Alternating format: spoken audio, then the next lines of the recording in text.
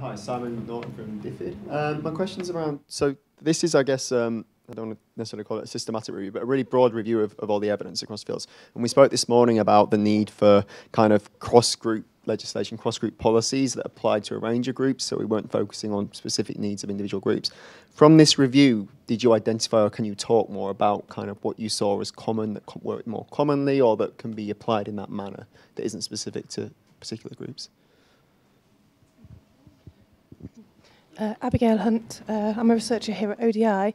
I was really interested in the conversation about political quotas and just reflecting on my knowledge of what's happened, for example, in Nepal, particularly regarding Dalit women, is that for the women's quota, what happened is that the women's quota was largely taken up by women from higher castes, and for the Dalit quota, in many cases it was men that were able to benefit from it.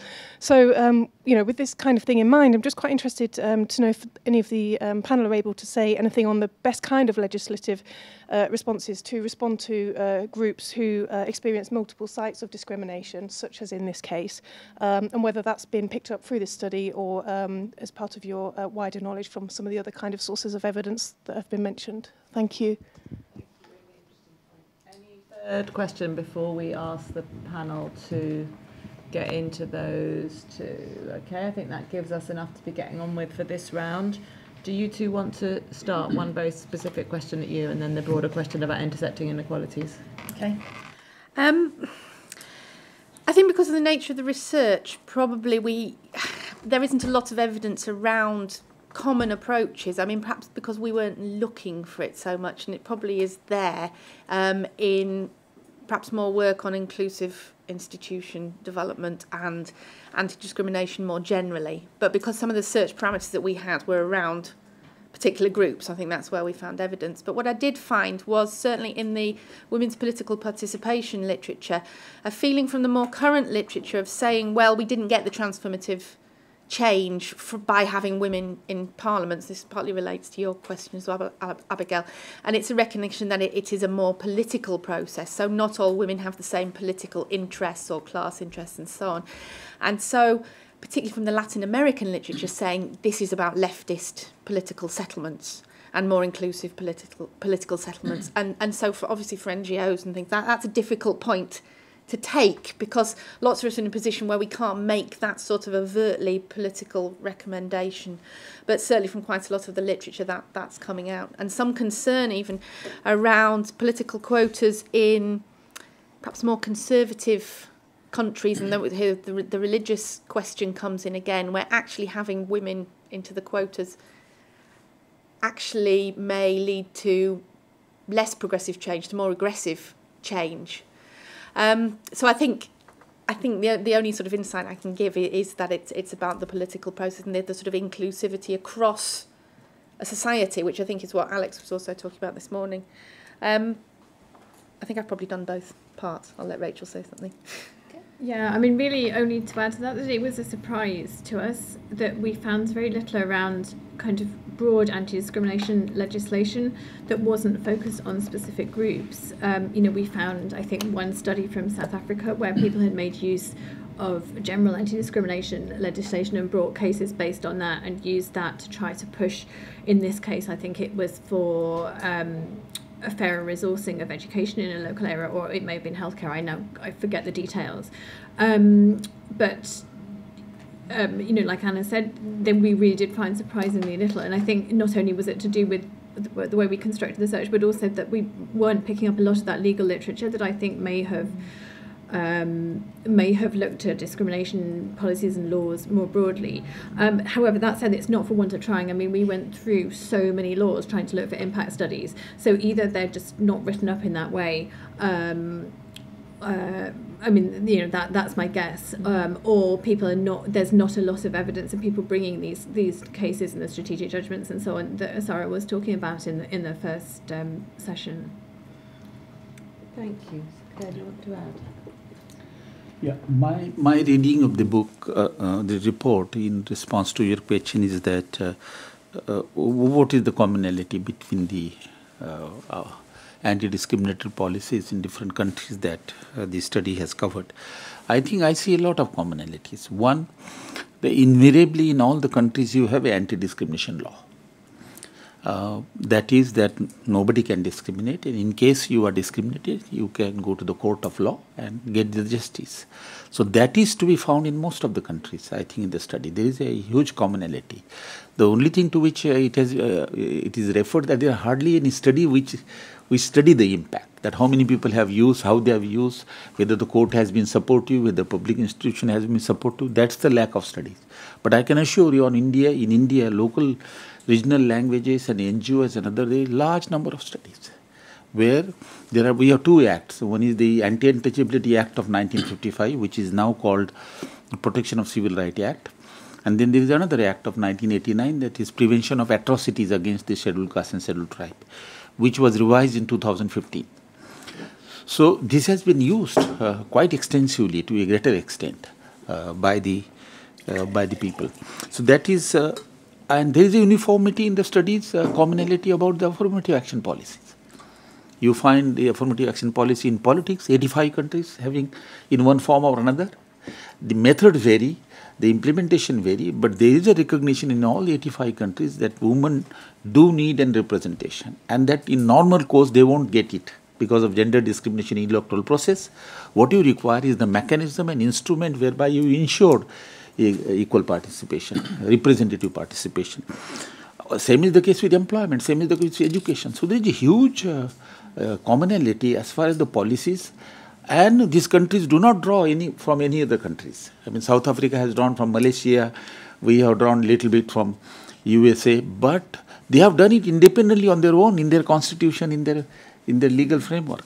So that is my answer to your question, that this is a standard that is found everywhere. As far as your question is very, very important, that is intersectionality between the women themselves. That in Nepal, that you have given a reservation to women, and ultimately what you find is, at the end of the day, is that high caste women are represented in the parliament, and the low caste women who constitute a very substantial portion of the women population, they are not. So that is this is, the caste within the woman. The caste discrimination within the woman is very important. And same is the story with India. 10 years before, our government has agreed, our parliament has agreed that we will give reservation quota to women to the tune of 33%. At the moment, only 12 to 11% women are there in the parliament, as against their total population of 50%. So government agreed, the parliament agreed. But the low caste woman and the Muslim woman, they say that what is the guarantee that we will get the due share? So let us have our share within 33%. And you know what happened? The high caste woman did not agree. It is more than 12 years now, only on a single issue, that the affirmative action policy in politics for women has not been successful, simply because the high caste women do not want to give a space. So I think this intersectionality is very, very important. There is a solution to it, and that solution is that give representative to each in proportion to their population. Fight for a common cause, but have a representation. You have to have a representation of a personal interest. You cannot say that I will represent your interest. I will represent the low caste interest of the low caste woman. High caste woman will represent that interest in the parliament. No, let everybody represent their interest, because they understand the problem a lot more genuinely. General issue can come together. So that issue is there, certainly. That's really interesting. Thank you. Yeah, very briefly on sort of overarching legislative interventions and policy actions that bring about change. I suppose, the context of South Africa is that you have a constitution that is very specific about redress, about anti-discrimination. They may not be using that term. So the examples, for instance, we are talking about on housing, where community is able to make a case, if it gets legal assistance, of course, to the court, that we need shelter. We've had this particular case in South Africa, Mrs. Grootboom and the community. And the court said to government, look, provide people with shelter, housing. Similarly, with the case of HIV and AIDS, government was resisting, arguing, and I was in government at that time. There were many debates about why we could not provide the drugs, the antiretroviral drugs at that point in time because there were trials and some people were saying these are toxic and so forth. But the non-governmental organization in the space went to the court and forced government to provide antiretroviral drugs, and this happened. It happened in schooling in many cases. So it may be one of those cases where maybe you need a sort of an overarching legislative intervention. And in this case, in the case of South Africa, is Chapter 2, the Bill of Rights of the Constitution, that forces government to provide, well, the wording is quite careful that it says where there are resources, but if you are strong enough or you have a good representation, legal representation, you are able to make a case that government could provide for that particular social service. With regards to perhaps this link to the issue around, advocates or non-governmental organizations or sector on what they can do. My sense that they're already doing a lot in pressuring governments to provide the service to redress, to deal with anti-discrimination. And in South Africa, this may not be well documented, but the three cases I just indicated are examples of that, where activism forces government to provide a service to ensure that there's redress, there's anti-discrimination. But also non-governmental organizations in South Africa, and I look at Christina here because I've been involved with a non-governmental organization in Southern Africa for a while, Southern Africa Trust.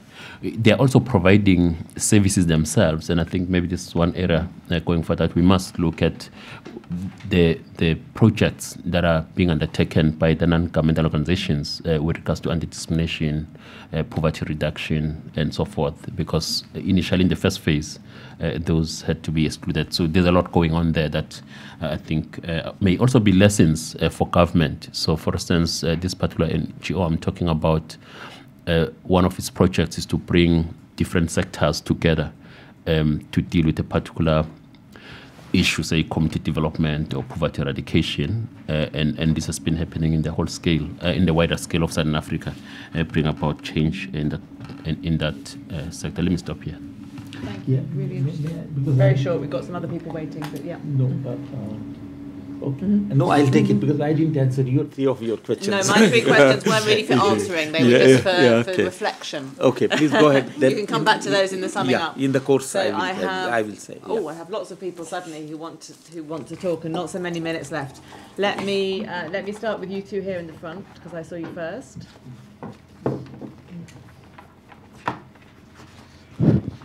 I think unless there is a transformative change in the society or we get equitable society, I think quota or projective discrimination has good impact. For example, in Bangladesh, to reduce gender disparities in the school, I think that stipend has played a good role, and following that success, we also work with the government, and that we for promoting education of children with disabilities. That program introduced there, and it has a good impact for doing that. I think so. Similar program is there in India, like 3% quota is there for a job and to access to social protection program and others. But Indian context is much more complex, like the Dalit and caste system. So who are getting the benefit of these things? Only the people who are on the top, or it is reaching to the who are on the bottom, the most marginalized? And in some African countries, like political participation of people with disabilities is very good, like in Uganda. Even some, when Mandela formed his first government, there was 11 MPs from people with disabilities. What about the local government? Is there any representation or any sorts of policies there that ensure, like in Bangladesh, women are represented in local government? Thank you very much. I want to pass the microphone to Alex. Give the floor to somebody who didn't talk. Okay, in that case, pass it along one more time. Thank you. Thanks. Catherine Arnold from DFID. Just also say absolutely welcome this study, and very timely with the new set of global goals and the emphasis on leave no one behind, and everybody seeking what are the kind of practical tools and measures to really reach out to those being left behind. So kind of first query is really to what extent in the different studies, the cross-country comparisons, there was really opportunity to get an understanding of what are some of the kind of political drivers, incentives for policymakers around the formulation and implementation of specific anti-discrimination measures. Is it, for example, the emergence of data that demonstrates the poverty impacts on excluded groups, discriminated against groups? Is it around media, civil society attention? Is it particular kind of crises, tipping points? VC, you mentioned around service delivery protests. There's also been the unfortunate wave of xenophobic attacks, so different forms of discrimination coming out.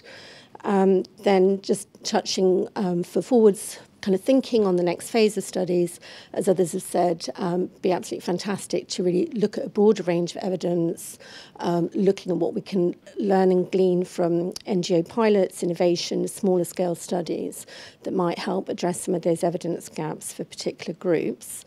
To look at a range of contexts. We've mentioned around the importance of studies from the developed world, particularly what works on tackling discrimination against LGBTI communities, HIV/AIDS and so forth. And also in context of conflict where you will often see a heightening and exacerbation of existing forms of discrimination and multipliers of those. And then finally, for the future studies, welcome to hear more about what kind of sectors you're thinking of looking at. I noted that social protection had been excluded from this round of study because of the breadth of the literature, and also other groups that have not been mentioned, partly because of the three sectors that are identified, but older people, what are sort of the barriers for them to access and uptake particular services and different forms of discrimination. Thank you. Thank you very much. Right, I have 3 people waiting to speak, so I think we run the risk of not getting all the questions answered, but on the other hand, if we don't have questions now, then it'll be too late. So I'm just going to ask Amanda, and then Jutta, and then at the back, and then we will ask the speakers to respond and round and summarise. Thanks. Amanda from Save the Children. I just wanted to pick up on the question on how to strategically engage with the information coming out of the review, and in particular around one of the main findings around a gap of information on impact of these interventions, which we've all been talking about. And I wondered if there's a sense, either from the experience of conducting the review or a national context, whether this gap in impact evaluations is coming from the difficulties around methodologies of measuring long-term transformative change and perhaps the time lag involved in that, or whether it's a question around incentives and making the case that this sort of information is necessary. Because I think taking this finding that there is indeed a gap in impact evaluation, we could perhaps now focus on strengthening those methodologies to make the case that this type of research can be done, or rather to make more the case that this information is necessary to impact change. Yeah, hello, Paul Stevenson from World Vision. It's a very quick one, really. In terms of anti-discrimination policies that have been implemented, where have you seen the most profound transformational change in attitudes and behaviours within society? So where has there been evidence that there has been profound change within attitudes and behaviours, as opposed to just, we've got a quota, we've got this many women on a meeting, on a representational body. So what have we learned from that? Last word here. Liz Barker, House of Lords, and the All-Parliamentary Group on Global LGBTI Rights, which is germane to this. We've been doing some work about in this field about the effects of populations around the world. To answer your question, because people have said all morning that discrimination impacts in different ways upon different groups. Absolutely, for some groups, the need to go for reform of the law is absolutely basic. You get killed for being gay in many countries. You have to do that. But the second thing is that we've been doing some work in our group with the private sector, who have been developing some really, really interesting policies, particularly about their engagement in developing countries, so that they have a profound effect on the economy and the law in those countries. But also the private sector in America now beginning to use their skills in interpreting big data to work out that, in fact, there is, even in the developed world, there is a tax on discrimination. Discrimination costs. And I think there's something to be done about finding out what the people who are at the cutting edge of the private sector are managing to find out from big data to back up some of the work that you've already been doing. Thank you very much indeed. Really, really interesting. So there's this number of questions here, more questions about, you know, really understanding who's benefiting from these policies, the levels of government that we're seeing, big issue around sort of political drivers, why why do we have some of these policies in the first place, which one of them which have an impact on attitudes and behaviour. We've talked about outcomes, less about attitudes and behaviour, and then a series of comments really which are very relevant to thinking about the next stage of the work. So thinking, you know, not just about governments, but about the sort of private sector role in all this, and more on the kind of economic arguments, thinking about the future sectors, countries, groups that we might want to focus on, and then thinking, you know, thinking about the different methodologies that are used in the next phase of the work. So within those sort of two categories, let me maybe reverse the order and ask Vusi to comment first, and also this is your opportunity for any final summing up remarks that you want to make. Okay. Well, for South Africa in particular, there are quotas at all levels for people with disabilities, because the people with disabilities themselves are very well organized in South Africa. So what we see at the national level, for instance, in lower house, you also find in legislatures at state level. So probably it's one of the areas, the issues that maybe it's not very well documented and people are not studying it for some interesting reasons. But even in the labor market, there are many instances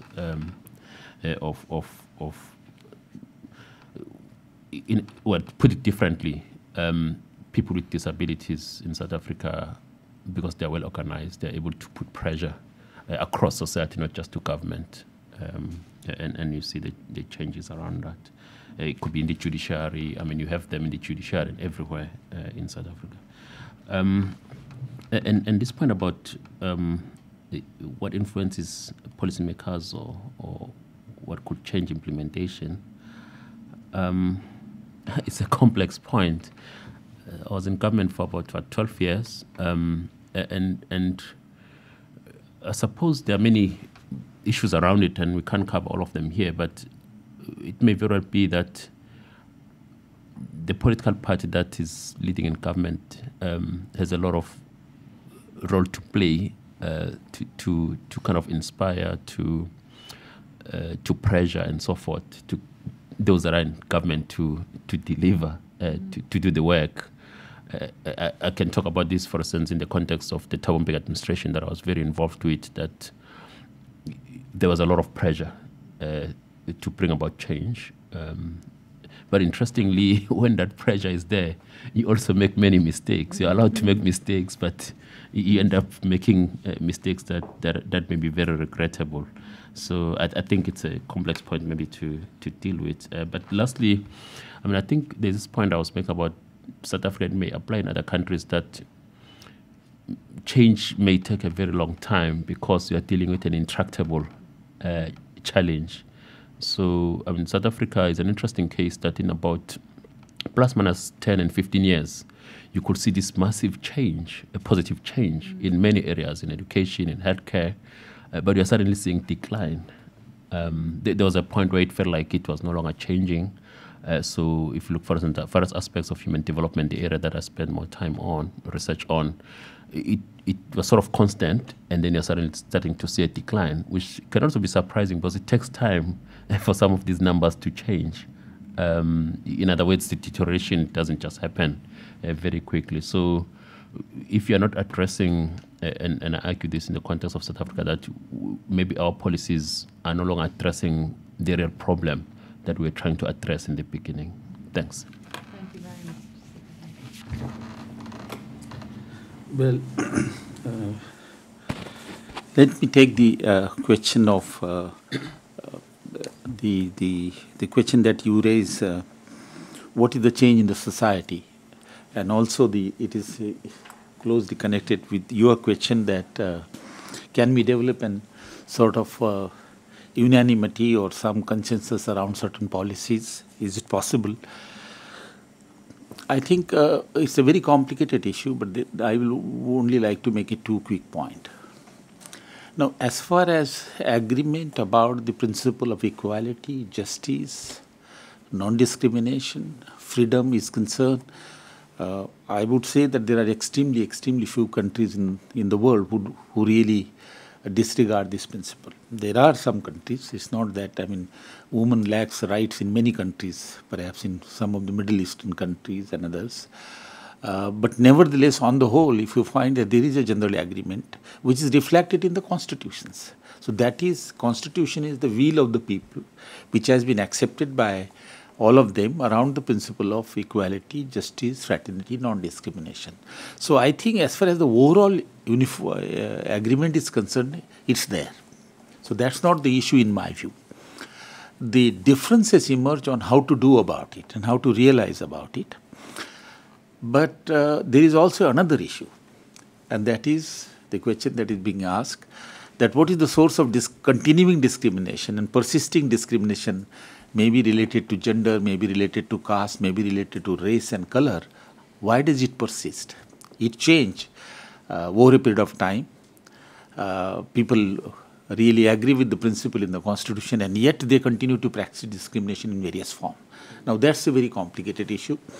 You know, my own reading of the issue is, because I am engaged in the studies on discrimination, I am an economist, and there are a couple of economists who applied their mind. Baker was the first one, you know, in 1956, he talks about gender discrimination and the race.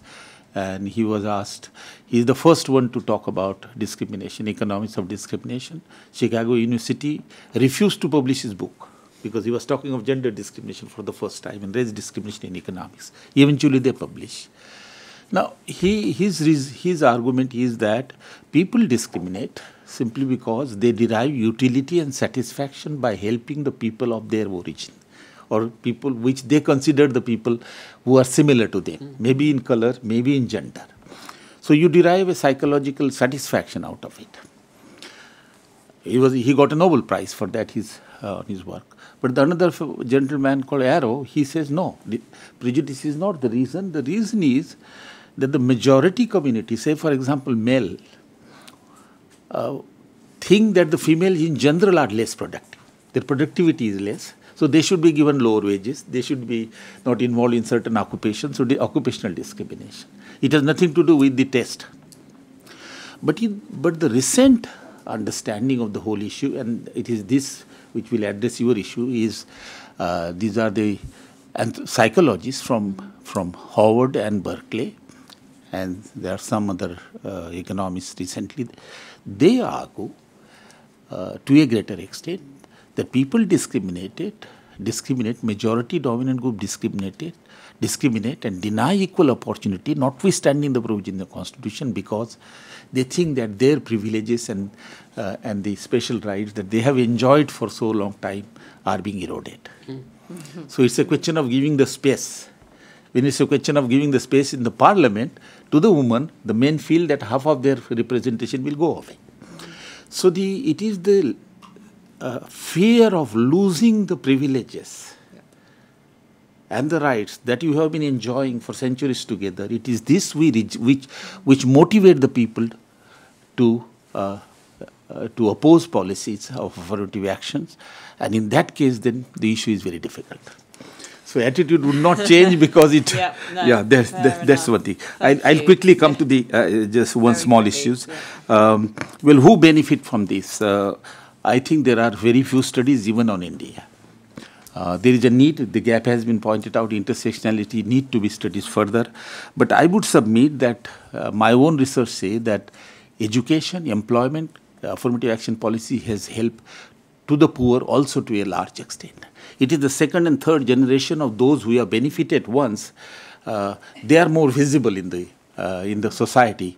But I think my statistic shows that all affirmative action policies benefit the poor. They are pro-poor policies. As far as your indicators are concerned, I think the question that you raise, how do we measure discrimination? I think there's a lot of literature on that. Discrimination in the market, in employment, in land and capital, discrimination in non-market, government schemes and other, but discrimination in political sphere, and discrimination in civil and political right. These are several areas, all possible areas. Women and the discriminated group do face discrimination. My final point is that all those gaps that are pointed out are wonderful gaps. I think the Indian data system and the literature does provide an opportunity to look into some of those issues and take it further. Thank you very much. Okay, Anna and Rachel, you are all that is standing between these people and their lunch. So. Okay, so very quickly then, Amanda, I think that methodologically it would be possible to do a lot more than has been done. So I think the issue is incentives and politicising the issue and building the importance of it. Peter, your question about where has there been most transformation? Well, I look principally at the studies on education, and within the field of education, I would say that definitely girls' education, there has been a lot of investment, there's been a lot of attitude change, and that I think is where the biggest change I've seen in the studies I looked at. And finally, Catherine, your question about what has led to change. I think there was by no means enough political economy analysis in the studies we looked at to say, to be able to answer that very definitively. I think the evidence from Latin America was of politically committed leftist governments in the main, occasionally politically committed governments of other hues in other parts of the world too. Civil society was obviously a really important driver, and in some particularly low-income countries, donors played a role around specific issues. I'm thinking of an example from Zambia, for example, of donors in concert with civil society were the drivers of a policy to enable pregnant schoolgirls to return to school once they had given birth rather than being expelled. That's just one very specific example. Thank you. I think, yeah, just to build on Rachel's points, I mean, reading some of the political economy studies around women's political participation and why quotas were able to emerge in some countries, because of course quotas are very different in different places. Sometimes it's a reservation, sometimes it's party mechanisms within proportional representation systems. And so there are patterns of different types of quotas given depending on the types of settlement with the political elite. And I think that's what came out of that sort of literature, was that you had to have a political elite who were willing to make concessions, to redistribute, yes, and particularly if you're looking at East Africa, Rwanda, which of course leads the way in terms of numbers of women, even Tanzania, Uganda, a lot of that came out of post-colonial or then the post-conflict in the Rwandan situation, reconfigurations of society and movements that grew from civil society bases, military movements where women were fighting alongside and then were given very prominent roles in change and in government processes. But even in those places, actually getting transformative attitudes has been much more difficult then for the wider population. So there are some lessons there about that political engagement of elites, and maybe there are things for us there around higher education, how we engage with higher education in those sort of places. Just been doing some work with the British Council, for example, who are quite good at that sort of engagement with local elites, and I think there's quite a lot of space there around discussions around norm change. But we shouldn't be complacent either about our own countries. And just to end with a very quick anecdote before lunch, a friend of mine who's a very highly educated Indian origin GP in the north of England also started a branch of the Women's Institute in this country. Does everybody know the Women's Institute? Famous for jam making and representing women and naked calendars.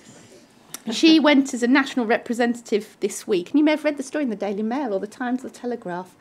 And she felt uncomfortable about singing of Rule Britannia and a bit of what she felt was jingoistic and not particularly inclusive behaviour, and made her feelings known and became a story in the Daily Telegraph, the Daily Mail this week, and produced a storm of hatred and racism on Twitter and from the WI. So we think social attitudes have changed because we think we're a terribly progressive country, but actually it's often still lurking underneath, Well, so we have to be not quite so careful. underneath at the moment. Yeah, well, and of course, rising in our own society at the moment. Yes, thank you so much. That was absolutely fascinating discussion. Really, really interesting. So much. I'm not even going to try and sum up. There was so much there. There will thankfully be another phase of this study, so we can pick up on many of these excellent points that were made in the invitation to delve more deeply into data of various kinds and much of what was said. I want to thank you all hugely for coming, for participating. I know many of you have come from far away, so thank you in particular. I want to thank Stefania very much, who has brought us all here and arranged the logistics so beautifully. Rachel, and this study wouldn't have been possible if it weren't for a team of researchers who painstakingly went through many more than those 450 studies, who searched for them, screened them for relevance and so on. 2 of them are in the room today. There's Nandi Archer and Nahar Bajwa. So thank you very much to the 2 of you and to the others who aren't present, who did that very detailed, painstaking work.